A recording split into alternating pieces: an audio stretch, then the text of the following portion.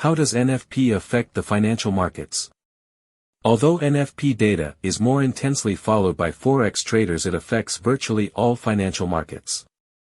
It affects financial markets through its influence on economic growth forecasts, interest rate expectations and sentiment. Positive reports usually provide a positive catalyst for equity markets, bond yields and the USD.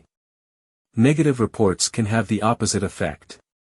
As a general rule of thumb, the US needs to add more than 100,000 new jobs per month just to keep pace with growth in the working-age population. During normal interest cycles, a significantly bigger NFP headline number than expected may lead to expectations of an economy in danger of overheating, leading to the prospect of inflation.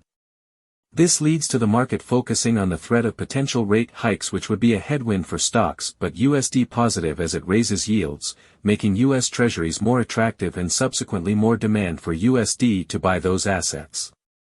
It is important to note that these are general guidelines and the reaction can vary according to the economic context within which the numbers are delivered. For instance, it is not uncommon for the USD to strengthen on a bad number.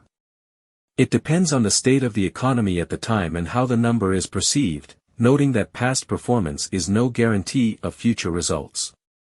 During the period of zero, or negative, interest rates policy, a weaker than expected number often led to a positive reaction in equity markets, as investors and traders extrapolated that the Federal Reserve would be forced to react and provide more stimulus in the form of quantitative easing.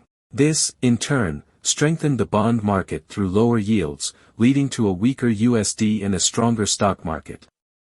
Another scenario to consider where the opposite reaction may occur is during periods of recessions and high unemployment.